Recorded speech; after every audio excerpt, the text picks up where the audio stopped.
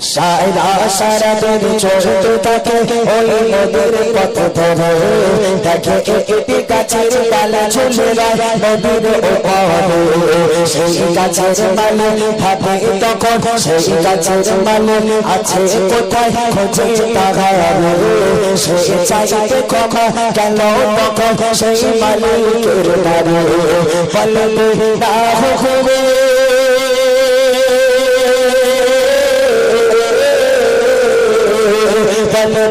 না হুকুমে ফল খেয়েছি কাগার বাদামে, বলবে না হুকুমে ফল খেয়েছি কাগার বাদামে।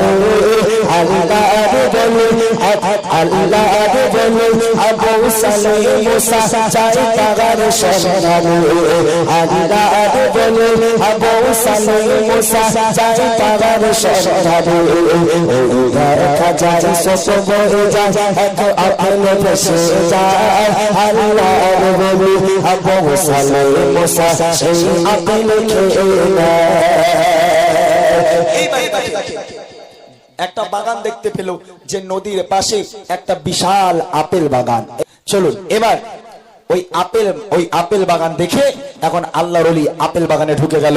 গিয়ে মালিক আছে, মালিকের কাছে গিয়ে বলছে, ভাই মালিক, তোমার এই গাছ থেকে একটা আপেল পড়েছিল, এই আপেলটা নদীর উপর থেকে যাচ্ছিল, এখান থেকে 4 মাইল দূরে আমি আপেলটাকে তুলে খেয়ে ফেলেছি, আমার ভুল হয়ে গেছে, তুমি আমাকে ক্ষমা করে দাও ভাই, তুমি আমাকে ক্ষমা করে দাও। আজকে তুমি যদি আমাকে ক্ষমা না করো, ওই বাগান মালিক ভাবে তখন এ নয় সাধারণ ছেলে, ইনি এক আল্লাহর তাই তো ক্ষমা চাইতে এলো ফিরে।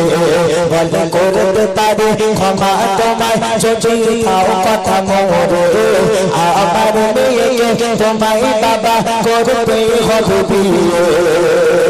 আপেল মালিক বলছে, বাবা আমি তোমাকে ক্ষমা করতে পারি, তুমি আমার আপেল খেয়েছো, আমি তোমাকে ক্ষমা করে দেবো, তবে আমার একটা শর্ত আছে। বলে কি? প্রথম বলল যে আমার বাগানে তোমাকে 3 বছর গোলামি করতে হবে। ভালো করে বুঝবেন, বিয়ের কথায় পরে আসছি। বললো 3 বছর গোলামি করতে হবে, তুমি যদি আমার বাগানে 3 বছর গোলামি করো তাহলে আমি তোমাকে ক্ষমা করে দেব। তখন আল্লাহর ওলি মনে মনে করছে, একটা আপেল খাওয়ার জন্য আমাকে 3 বছর গোলামি করতে হবে, তবে তাতেই আমি রাজি, কারণ আমি যদি গোলামি না করি এ মালিক আমাকে ক্ষমা করবে না, আর মালিক যদি ক্ষমা না করে তাহলে স্বয়ং আল্লাহ আমাকে ক্ষমা করবে না। তাই কবি লিখছে, ওই বাগান মালিক ভাবে তখন এ নয় সাধারণ ছেলে, ইনি এক আল্লাহর তাই তো ক্ষমা চাইতে এলো ফিরে।